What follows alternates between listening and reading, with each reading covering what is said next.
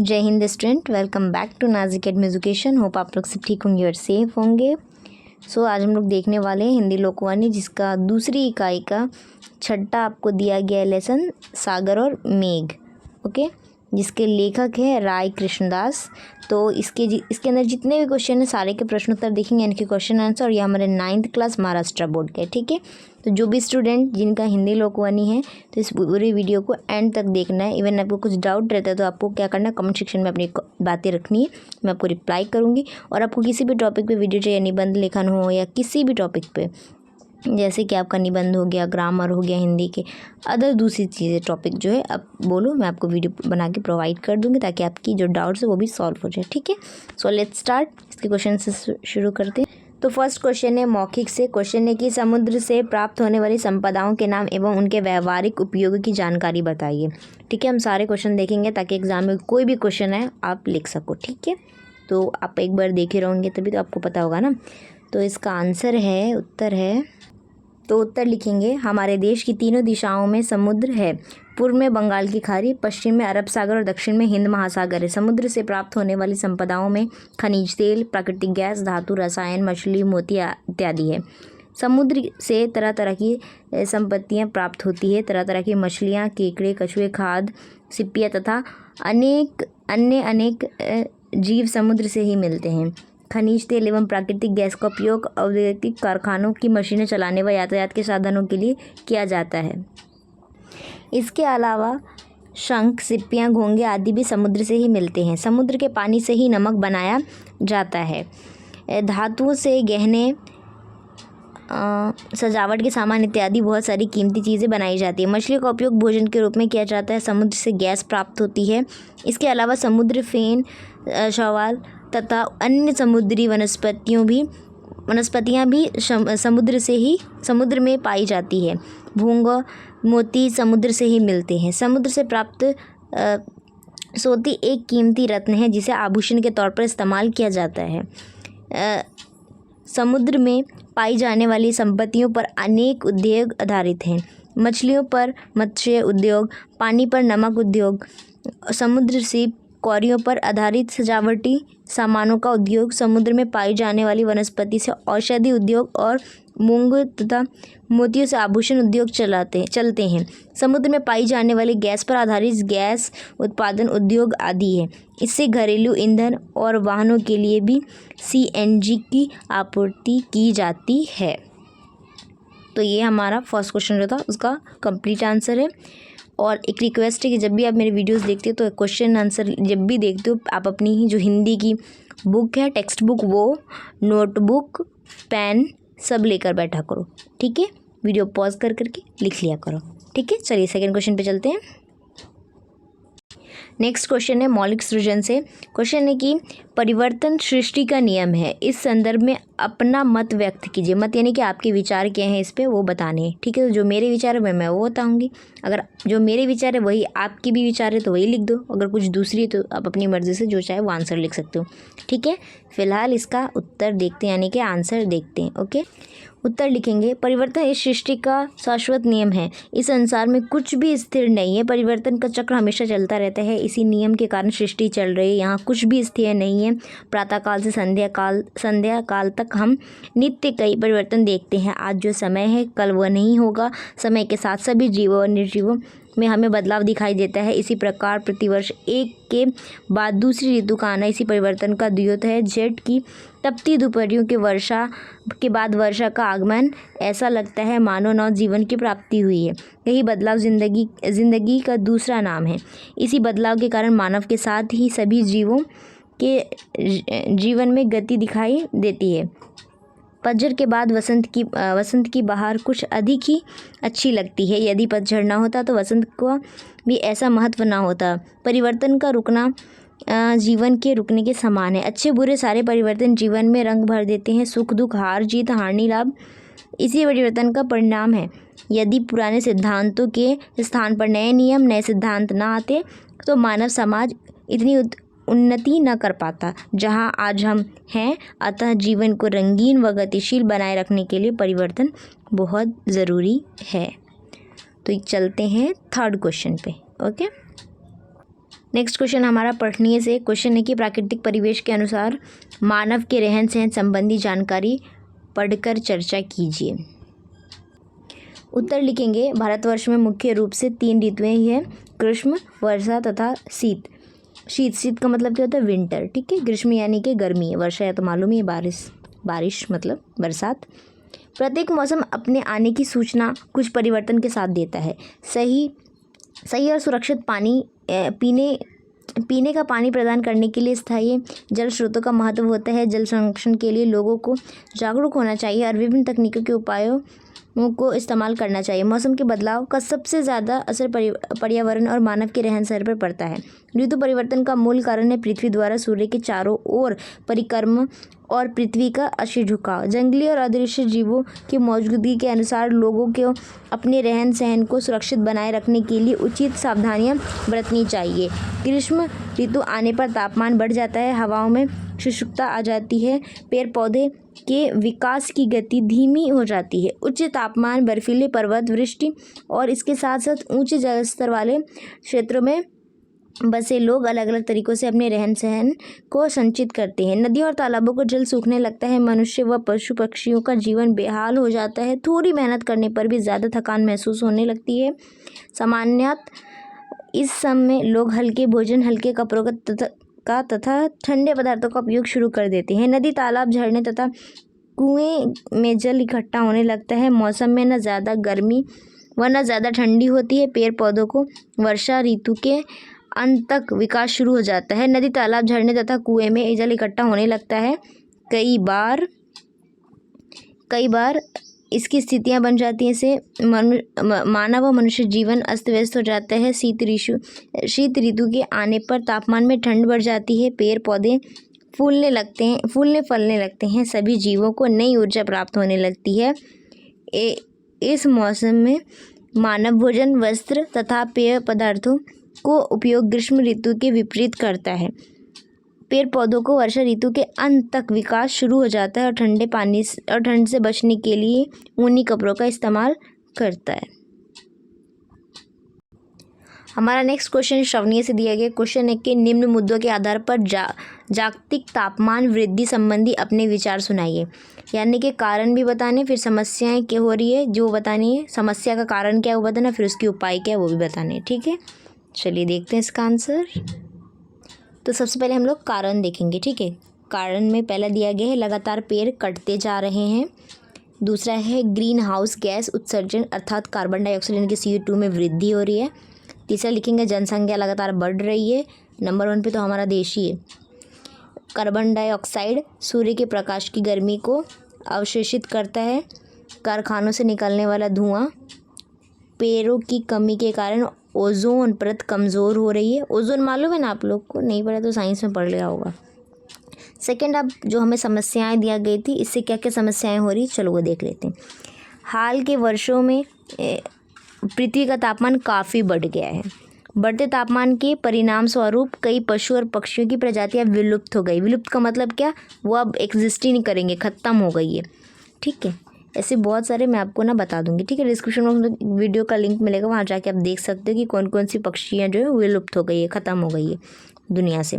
उसके बाद है पूरे वर्ष बर्फ़ की परत से ढकी रहने वाली बहुत ठंडी जगह बर्फ़ पिघलनी शुरू हो गई है, जिससे जल स्तर बढ़ने लगा है। आपको पता होगा अंटार्कटिका ग्लेशियर जो वगैरह जो है वो देखो पिघलना शुरू हो गया बर्फ़ उसकी। नेक्स्ट पॉइंट है सबसे ज़्यादा नुकसान पर्यावरण का होता है। शुद्ध ऑक्सीजन की कमी से परिणाम स्वरूप लोगों का स्वास्थ्य प्रभावित होता है। अब इसके उपाय क्या क्या है? अधिक से अधिक पेड़ लगाएं, विद्युत एवं खनिज आधारित ऊर्जा स्रोतों के स्थान पर सूर्य ऊर्जा का प्रयोग करें। उसके बाद है पानी का दुरुपयोग ना करें, यानी कि जो वेस्टेज करते हैं हम लोग वाटर की, वो हमें रोकनी चाहिए। ठीक है, उसके बाद है परिवहन के सार्वजनिक काम प्रदूषणकारी साधनों का उपयोग करें। ठीक है, तो ये कारण, समस्याएं और उपाय तीनों दिए गए, तीनों लीजिए स्क्रीनशॉट या तो वीडियो को पॉज करिए और लिखते जाइए आंसर। ठीक है, चलिए नेक्स्ट क्वेश्चन पे चलते हैं।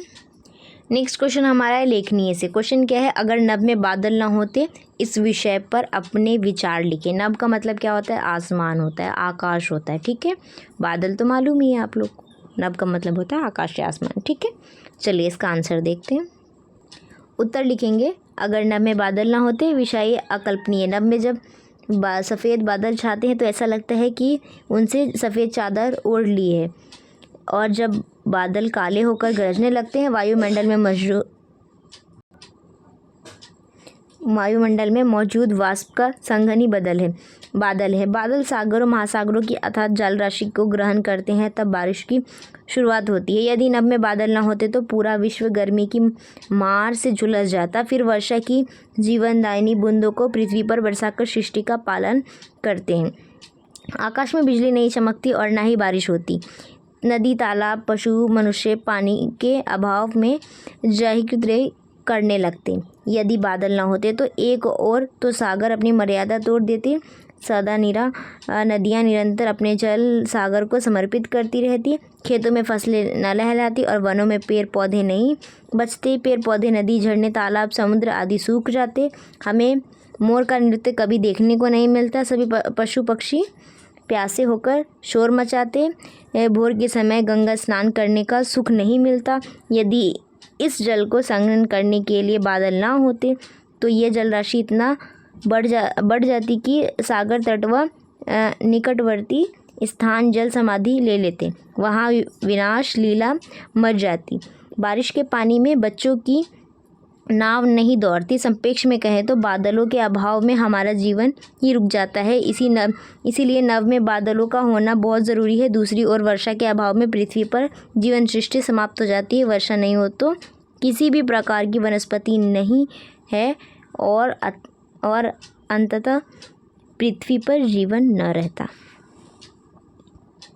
नेक्स्ट क्वेश्चन है पार्ट से आगे। क्वेश्चन है मोती कैसे तैयार होता है, इस पर चर्चा कीजिए और दैनिक जीवन में मोती का उपयोग कहाँ कहाँ होता है वो बताना है। ठीक है, चलिए इसका उत्तर देखते हैं।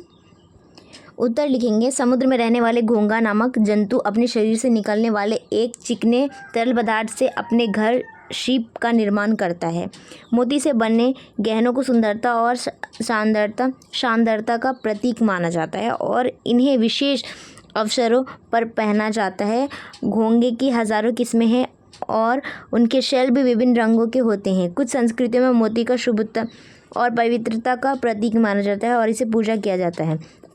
घोंघा वायु, जल व भोजन के लिए कभी कभी अपने शैल के द्वारा खोलते हैं तो रेत, कर्ण, कीड़े मकोड़े आदि उसे खुले मुंह में चले जाते हैं। घोंघा अपनी त्वचा से निकलने वाले चिकने तरल पदार्थ से उन पर परतें चढ़ाने लगता है। इससे ही मोती तैयार होता है। मोती को कपड़ों में सजावट के लिए उपयोग किया जाता है, जिससे उन्हें आर्थिक और रंग रूप आयोजन मिलता है। मोतियों की मांग बढ़ने के कारण भारत में किसान मोती की खेती भी करने लगे हैं। मोतियों का उपयोग आभूषणों के अलावा औषधि बनाने में भी होता है। मोती का हस्तशिल्प में शानदारता की भावना से उपयोग किया जाता है और यह कला और डिज़ाइन को और भी सुंदर बना देता है। नेक्स्ट क्वेश्चन आता है अब पाठ के आंगन में। पहला क्वेश्चन है उचित जोड़ियाँ मिलाइए। दिया गया है अ और आ। ठीक है, तो पहला है दूसरों की करतूत पर गर्व करने वाला कौन होता है? मेघ। यहाँ देखो उत्तर लिखा है ना मेघ, तो ये मेघ में लगेगा। ठीक है, दूसरा है सागर को नित्य जलाने वाला कौन है? वारव, तो लिखेंगे वारव में लगाएंगे। उसके बाद है तीसरा झूठी स्पर्धा करने में मरने वाला कौन है? मनुष्य। ये हो गया। तो जिस तरह देखो यहाँ पे जो मैंने ये जो ऐसे जोड़ियाँ मिलाई है, ये ऐसे आपको नहीं मिलाना है, जबकि आपको कैसे लिखना है आंसर, इस तरह आपको बॉक्स बनाने हैं दो, फिर अ, फिर उत्तर, फिर इसका जो आंसर यानी इसका जो आंसर है उसके सामने इसका आंसर जो उसके सामने, इसका आंसर जो उसके सामने। ठीक है, इसी तरह लिखना है। और एग्ज़ाम में भी अगर ऐसे क्वेश्चन आते हैं जोड़ियाँ मिलाने पर, तो आपको ऐसे ही करना है। ठीक है, ताकि एग्जामिनर कंफ्यूज ना हो और आपको मार्क्स दे दे। ठीक है, वरना आपका कभी कभी ऐसा होता है ना, ये वैसा बनाने के चक्कर में वो गड़बड़ भी हो जाता है और फिर वो आपको मार्क्स नहीं देता है। ठीक है, उसे कंफ्यूज करेंगे तो आपको मार्क्स नहीं देगा। ठीक है, तो वो आपकी गलती मानी जाती है इसलिए। सो नेक्स्ट क्वेश्चन पे आते हैं अब। दूसरा क्वेश्चन दिया गया था, संजाल पूर्ण कीजिए। मेघ इनके भेद जानते हैं, किस किस के? बारव के, नदियों के, सूर्य के, सागर के, मनुष्यों के और दिनों के। ठीक है, तो ये आपके आंसर है, लिख लीजिए। दिनों में ना एक चीज़ मिस्टेक है, ये जो ऐसे दिया हुआ है ना, रुको बताती हूँ कैसे। ये दिनों मैंने ऐसे लिख दिया ना, ये थोड़ा रॉन्ग हो गया है। ऐसे लिखना है आपको, दिनों, ठीक है, ऊपर नुक्ता दिनों के, ठीक है, ये राइट है, उसको यहाँ पे लिख लीजिए, थोड़ा टाइपिंग मिस्टेक हो गया है, ओके। चलिए नेक्स्ट क्वेश्चन देखते हैं। नेक्स्ट क्वेश्चन है हमारा स्वयं मत लिखिए, यानी खुद बताना है क्या है रीज़न, ठीक है। अगर सागर ना होता तो, यानी कि अगर जो सागर है वो नहीं होता तो क्या होता, वो आपको बताने हैं, क्या क्या पॉसिबिलिटीज़ है वो आपको बताने हैं, ठीक है। चलिए इसका आंसर देखते हैं। तो उत्तर लिखेंगे, प्रश्न की महत्वपूर्णता स्वयं में अद्वितीय है कि अगर सागर ना होते तो क्या होता। सागरों में मौजूद अपार जलराशि पृथ्वी के तापमान को कम करने का कार्य करती है। इस कल्पना से ही मन की विचलित हो उठता है। अगर दुनिया में सागर नहीं होते तो नदियाँ, झरने और बारिश का पानी कहाँ जाता, इतने जल को कौन समाहित करता, शायद इसकी कल्पना भी नहीं की जा सकती। सूर्य से आने वाली ऊष्मा को सागर सोख लेती है। अगर सागर नहीं होते तो ऊष्मा के कारण पृथ्वी पर अत्यधिक गर्मी होती। जल से ही बिजली का निर्माण होता।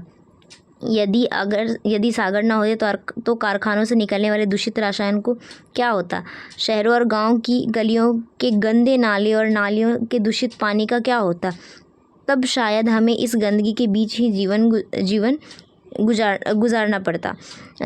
सागरों में विशाल जल राशि न होती तो जो जल भाप के रूप में बादल बनता है उसे हम कहाँ से लाते। बारिश की कमी हो जाती। अगर सागर ना होता तो दुनिया शायद रेगिस्तान और बंजर होती। सागर ना होने पर कई लोगों की जीविका समाप्त हो जाती। हम सभी प्राणी मीठे जल से वंचित रह जाते। पृथ्वी पर वनस्पति ना होती। वनस्पति ना होने से जीव जंतुओं की अस्तित्व भी समाप्त हो जाता। मेरा मानना है कि अगर सागर ना होते तो मानव जीवन की कल्पना भी नहीं की जा सकती। इसीलिए कहते हैं कि जल ही जीवन है और जल है तो कल है। इसका क्या मतलब है, हमें जल को, वेस्टेज को रोकना चाहिए और जब यूज़ हो हमें पानी का तभी करना चाहिए, ठीक है। तो तीसरा आंसर कंप्लीट। चलिए नेक्स्ट क्वेश्चन देखते हैं। सो अब हमारा लास्ट सेक्शन जो है वो शुरू होता है, भाषा बिंदु, यानी कि ग्रामर सेक्शन है पूरा का पूरा। पहला क्वेश्चन है कि निम्न वाक्यों में से सर्वनाम एवं क्रिया छांटकर भेदों सहित लिखिए। तो ये जो आपको दिया गया है ना, इसके अंदर से ही आपको ढूंढना है कि सर्वनाम क्या है और क्रिया क्या है, ठीक है। ओके, तो जो खाली बॉक्सेस है उनमें आपको क्या लिखना है, सबसे पहले 5 बॉक्स दिए गए, पाँचों दोनों में, सर्वनाम का भी 5 है और क्रिया का भी 5 है, ठीक है। तो पहले सर्वनाम का देखते हैं। कुछ यानी कि अनिश्चयवाचक सर्वनाम, मैं पुरुषवाचक सर्वनाम, निज यानी कि निजवाचक सर्वनाम, अपना यानी कि निजवाचक सर्वनाम, अन्य यानी कि पुरुषवाचक सर्वनाम। उसके बाद क्रिया है, तो क्रिया में हो जाए यानी कि संयुक्त क्रिया, जाए यानी कि सहायक क्रिया, छोड़ता यानी कि सकर्मक क्रिया, करता हूँ यानी कि सकर्मक क्रिया, करवाता हूँ यानी कि द्वितीय प्रणार्थक क्रिया, ठीक है। ये हो गया। अब आते हैं दूसरा क्वेश्चन क्या है कि निम्न वाक्यों में से संज्ञा तथा विशेषण पहचान कर भेदों सहित लिखिए। वही आपको करना है, ये जो दिए गए इनके अंदर से ही आपको संज्ञा और विशेषण दोनों बताने हैं। तो यहाँ पर हमें वाक्य दिया गया था कि मोहन ने फलों की टोकरी में कुछ रसीले आम, थोड़े से बेर तथा कुछ अंगूर के गुच्छे साफ पानी से धोकर रखवा दिए।